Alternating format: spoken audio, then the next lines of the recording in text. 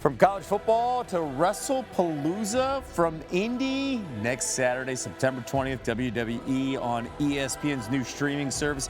Everyone's talking about which couple will prevail, either the returning AJ Lee and her husband, CM Punk, or Becky Lynch and her husband, Seth Rollins. John Cena continues his retirement tour against longtime rival Brock Lesnar, and there will be a new women's world champ.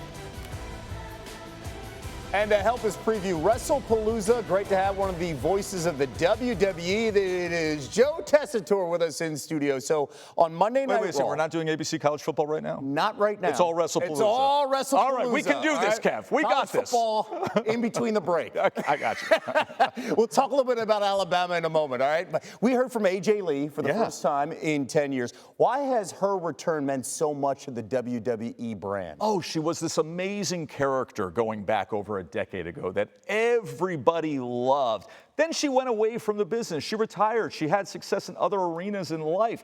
Her husband, CM Punk, made a huge return a couple years ago.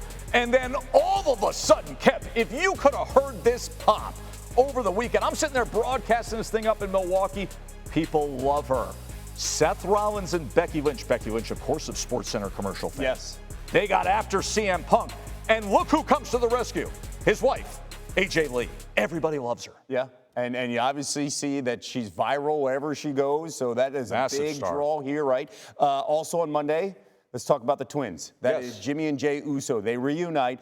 What does it mean to the fans to have the brothers back? Listen, they're one of the greatest tag teams in pro wrestling history. 8-time World Tag Team Champions for 622 days, the longest running tag team championship reign. Then they went their separate ways. They had their individual careers. Jey became a global sensation and merch-selling machine with his yeet.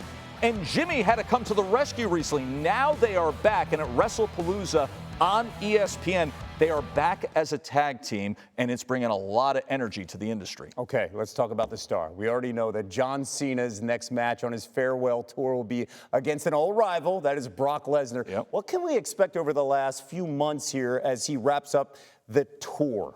Listen, I have been blessed, as so many at WWE, to be on the road with him for the better part of this year as he's gone on this last ride, the 17-time world champion. And I will say this, his matches have gotten better and better. The physical ability, his level of performance. SummerSlam against Cody Rhodes. Understand this. Brock Lesnar is a different beast. He is literally the beast incarnate. In all my years of being in combat sports, I don't care if it's early on covering Mike Tyson or later stages here with WWE and all the championship fights I've covered, I have never experienced anybody quite like just the physical presence of Brock Lesnar. The air changes when he enters the arena, and that is going to be your main event at Wrestlepalooza. It sounds like a guy that we know in college football, like Nick Saban. Right? Yeah, like, yes. When he walks into a room, you feel it, right? Now, if only Nick Saban could pick humans up over his head and F5 them in midair. Don't challenge him, man. He may do it. He could find that strength someday. Nick Saban's former team, that is Alabama. You're going to hear the voice of Joe Tess, of course, Jesse Palmer, Cannot Wait, and Katie George. That is on ABC this weekend. You got Wisconsin, you got Alabama. Cannot wait. It's going to be a good. Listen, still a lot of questions to be answered with Alabama. Are they the team that we were broadcasting week one, getting punched in the face by Florida State, or the team that had the remedy game a week ago? We're going to find out. If it's a good one, this guy will be at his best. Tess, you're the best. Thank you. Thank you, Kev.